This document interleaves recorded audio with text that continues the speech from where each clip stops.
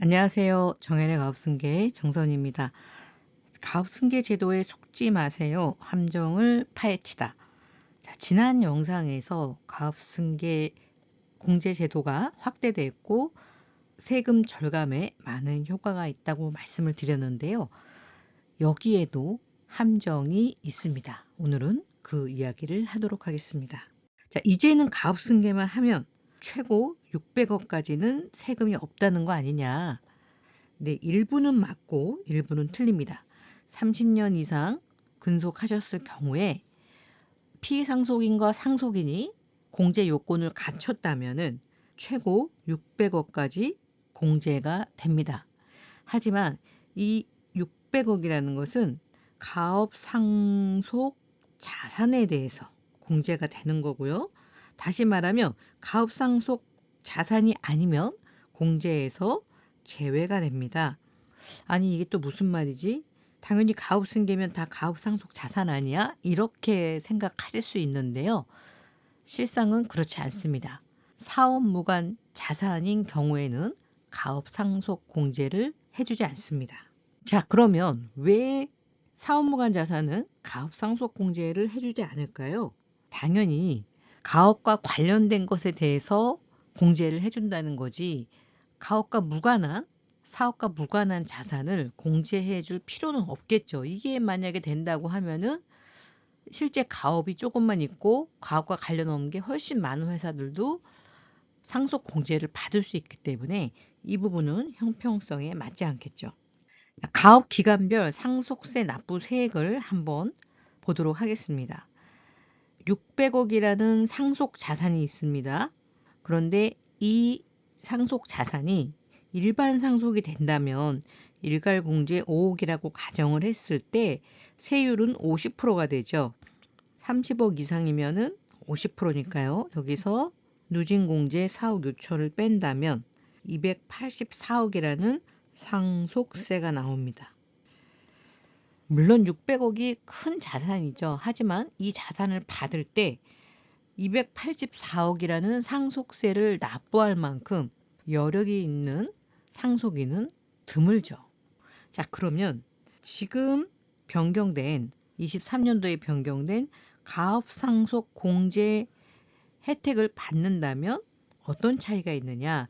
똑같이 600억이면 개정 전에 가업상속 공제 요건대로 한다 그러면 상속세가 42억 원이었습니다.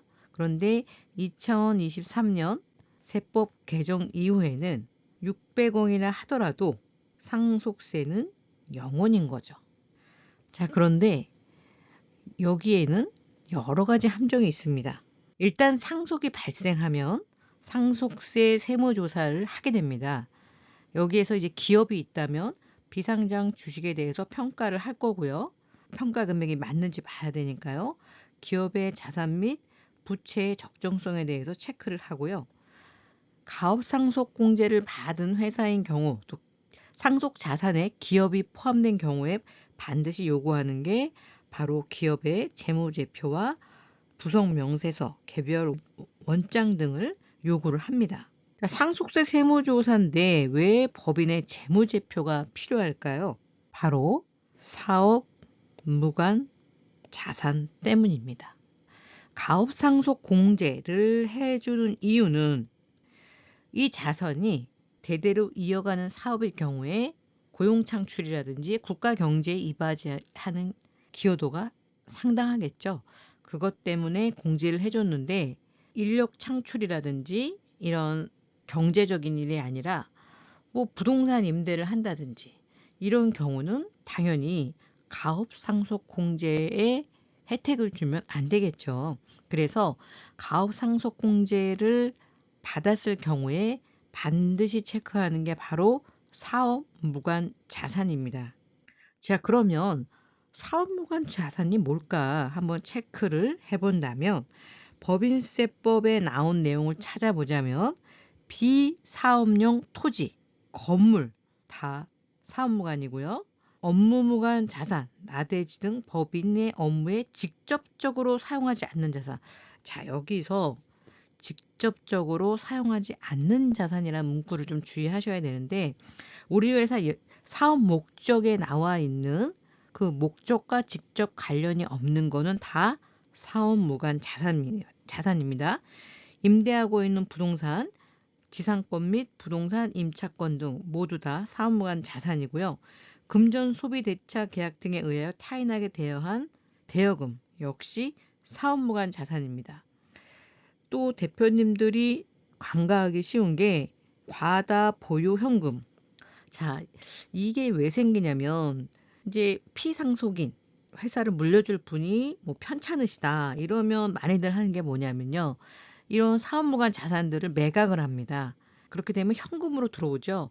국세청이 바보가 아니기 때문에 갑작스럽게 늘어난 현금에 대해서도 역시 사업무관 자산으로 봅니다. 여기에는 기준이 있죠. 상속 개시 직전 5개년도 사업연도 말 평균 현금 보유액의 150%를 초과하면 평상시에 우리가 한 현금이 뭐 1억 정도 있었어요. 대부분 회사들이 현금을 그렇게 많이 보유하진 않습니다. 다른 자산으로 보유하지. 그런데 피상속인, 상속을 해줄 분이 건강이 안 좋다. 그러면 비사업용 자산들을 빨리빨리 팔아버리죠. 그럼 갑자기 수십억의 현금 자산이 생깁니다.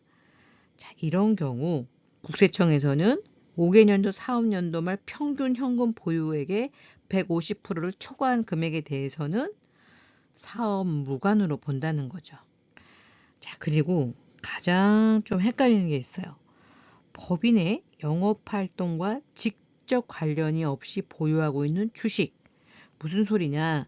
자, 제가 주식회사가 있습니다. 주식회사 정엘이 있는데 영업활동을 통해서 돈을 벌겠죠. 그러면 탕감비며 뭐며 다 쓰고 나서 돈이 남을 거예요. 그럼 또 그거를 주주한테도 일부 배당을 하겠죠. 그리고 남은 돈들이 쌓입니다. 이렇게 쌓인 돈을 가지고서 재투자를 해요. 그래서 뭐 부동산을 살 수도 있고 주식을 살 수도 있습니다.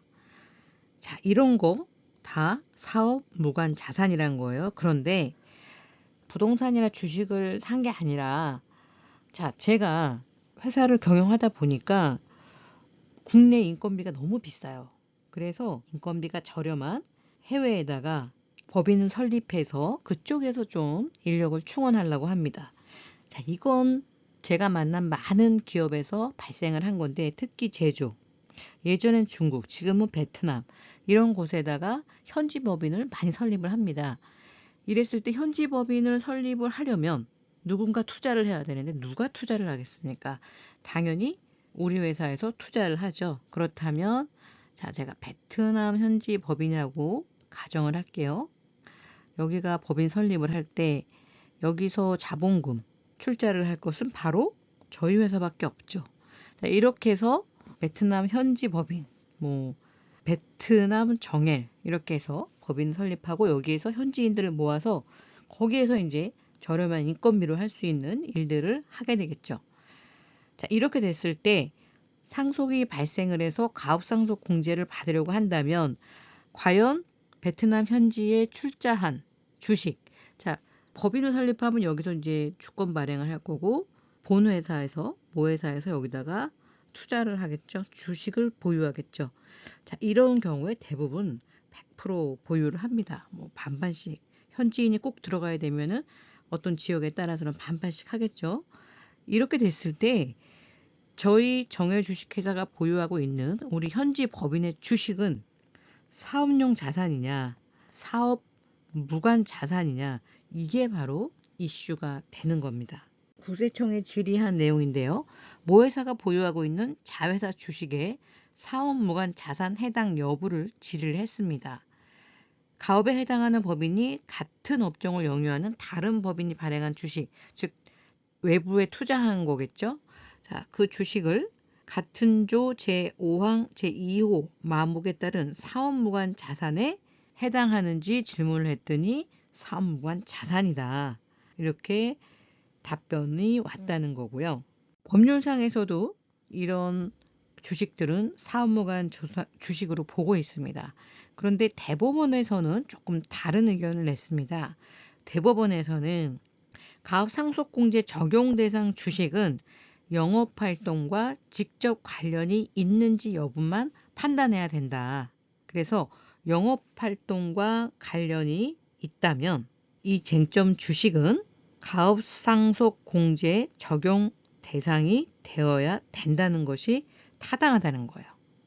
그래서 국세청의 의견과 또 대법원의 의견이 달랐던 케이스였습니다.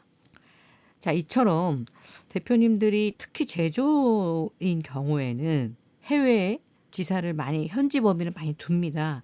이 경우가 과거에는 무조건 가업상속 공제에서 사업무관 자산이었어요.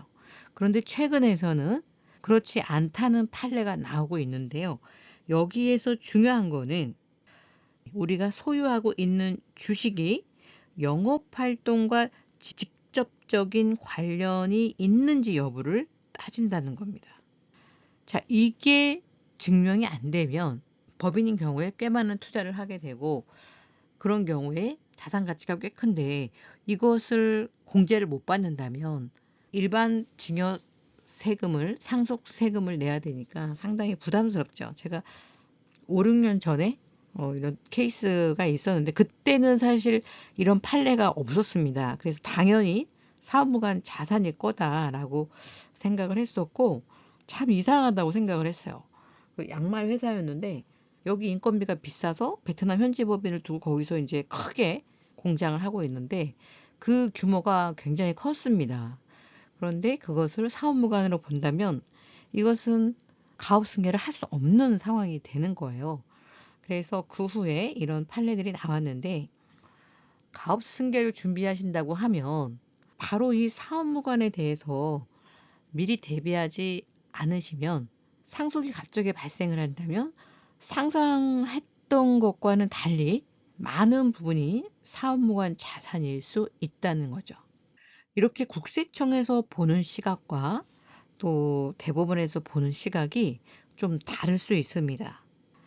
다시 한번 정리하자면 국세청 질의회신에 따르며 같은 업종을 영유하는 다른 법인이 발행한 주식을 보유한 가업에 해당하는 법인의 경우 그 보유 주식은 사업 무관 자산에 해당한다. 이게 국세청 입장이고요. 대법원 판결은 영업활동과 직접 관련이 있는지 여부만으로 가업상속 공제 적용 대상 주식을 판단해야 된다라고 얘기하고 있습니다. 자, 이렇게 세법이 참 어려운 것 같아요.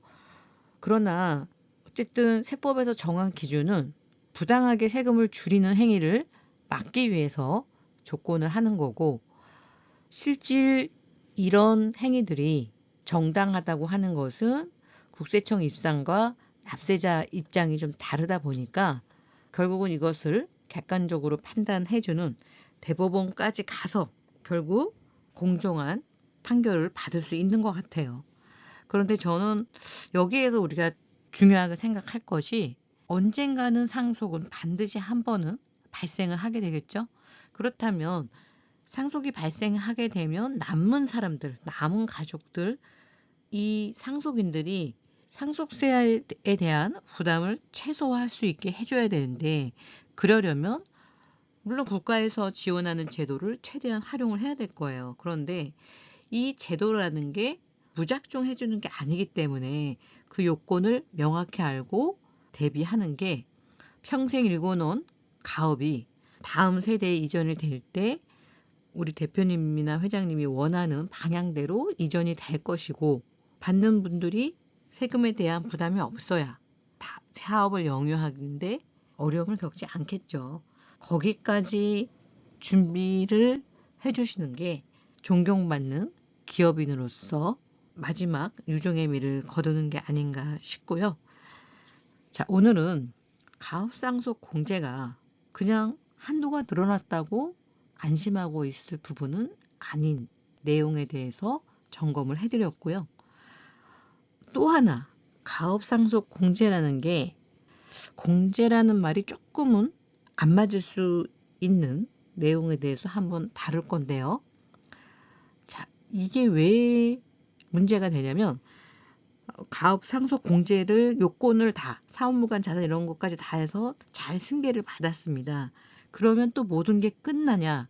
그렇지는 않습니다. 자, 이것은 상속을 받은 사람이 회사를 매각할 때 또 다른 문제가 있다는 거 다음 영상에서 준비하도록 하겠습니다.